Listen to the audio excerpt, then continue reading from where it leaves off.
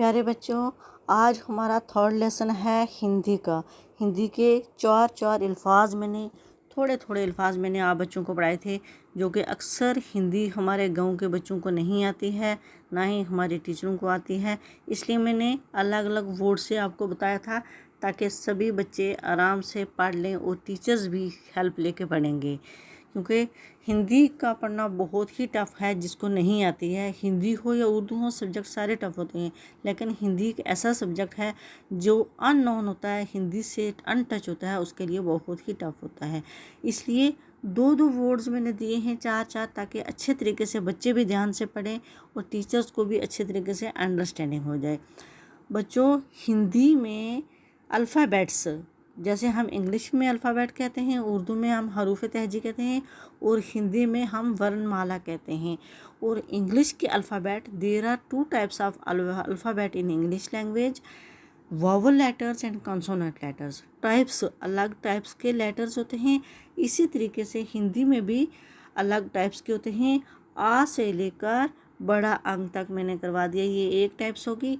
और व्यंजन टाइप्स, इसको हम स्वर कहते हैं, और व्यंजन जो होते हैं वो कॉन्सोनेंट लेटर्स हैं, वो हम इसके बाद करवाएंगे।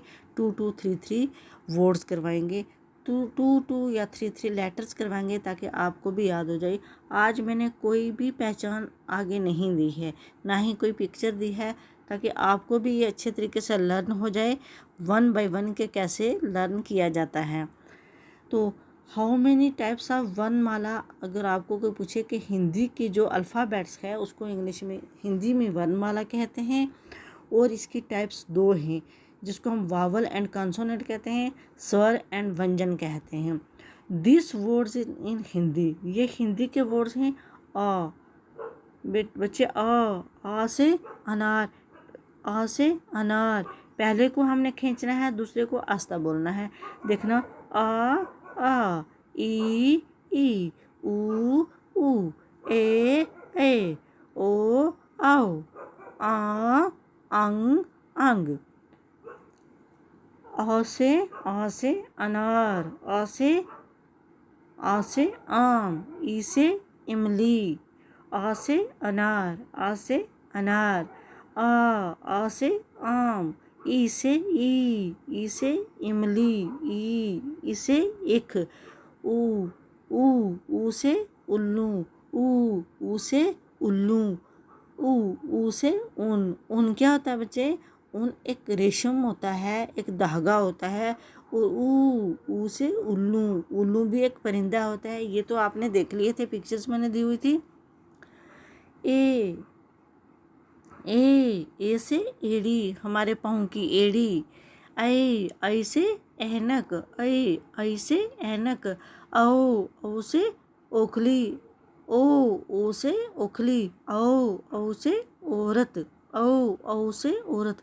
स्वर्ण हम बच्चों की अभी क्लियर नहीं हो पाएगी, सिर्फ आपको ये एक ध्यान से सबसे पहले वर्ड लिखने की कोशिश करनी है कि वर्ड कैसे लिखा जाएगा।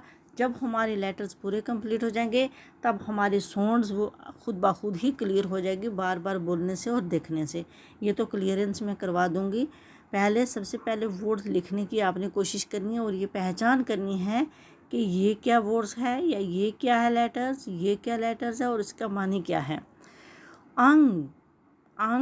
अंग से, ये क्या पिक्चर है? अंगूर, अंग से अंगूर।